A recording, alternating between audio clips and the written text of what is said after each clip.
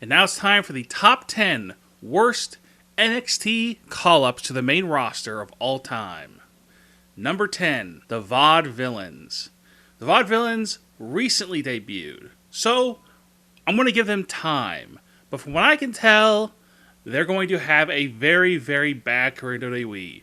And it's not exactly their fault.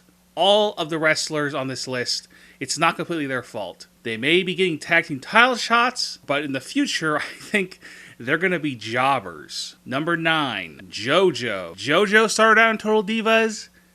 She had 1 or 2 matches. Then out of the blue, she's on NXT as a ring announcer. Then she gets called up to the WWE main roster as a ring announcer from time to time. She's also a backstage interviewer. She's not very good. Maybe she'll get better, but maybe she should just go back to maybe training to wrestle because she's not very good as a backstage interviewer and really not that good as a ring announcer either. Number 8, Apollo Cruz. Apollo Cruz has a ton of potential. Sure, he's not super charismatic. He doesn't have great promo skills, but he does have the kind of physique that Vince McMahon loves, and he also is good in the ring. So there is potential for Apollo Cruz in the future, but right now, he is failing big time. And they better do something soon, or he's just going to be nowhere. Because right now, he's doing nothing. Number 7, Summer Rae. Some people might see this as a controversial pick. In my opinion, I think Summer Rae has had a very, very poor career in WWE because of the fact that it's so up and down. She's off TV, she's on TV, and you need to get some consistency.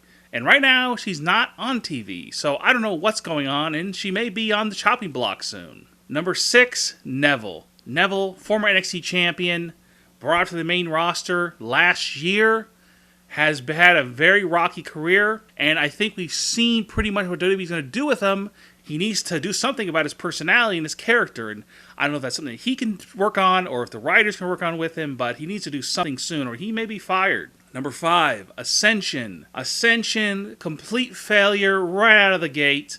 Pretty successful in NXT as a tag team. It just goes to show you what a big failure the Ascension has been.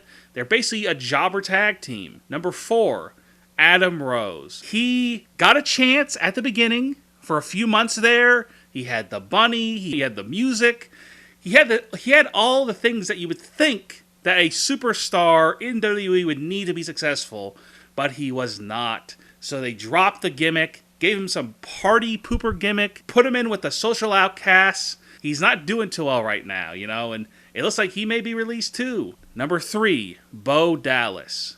Another guy who's now in the social outcasts. He was pretty much a geek right out of the gate, but they gave him a little bit of a winning streak. The winning streak ended, and after that, it was downhill right from there. Number 2, Sasha Banks. Now, stop right there. This is not what you think. This is not a burial of Sasha Banks. This is not her fault. This is WWE's fault. WWE has dropped the ball with Sasha Banks so far. Sure, she's 24 years old? There's a lot of time left to fix it, but you only get so many chances with people. Crowds now are chanting, "We want Sasha," during matches where she's not in, because she's not on TV. Sure, she'll be on TV later this year, as long as she doesn't have an injury or something like that. She is wrestling on house shows, live events. Man, somebody who had so much potential and so much hype going into it, and she is good. She's a good talker. She's a good wrestler, but she just has been badly booked. You put her in a upper tier slot on WrestleMania, and you put her in the women's title match. She loses, and there's no follow-up to it. And she's basically just off TV, making an occasional appearance on TV here and there, talking to Shane McMahon and a stupid fake advertiser of Pizza Hut. You need to have some momentum. Now, you don't want to have her on TV losing all the time. And maybe Sasha Banks is a failure right now, but she could be very successful in the future. She should be. And now for the number 1 worst NXT roster call-up, Tyler Breeze. You had to know this was going to be number 1. The guy's barely won a match. I think he's won 2 or 3 matches. He's in a dead-end tag team right now with Fandango. I don't think they're going to do anything with him. Maybe they'll have them feud with the New Day. Who knows? That NXT crowd loved him. They loved Tyler Breeze. Tyler Breeze, the worst NXT roster call-up of all time. Is there anybody else that you think should be on this list? Leave a comment below. Let me know.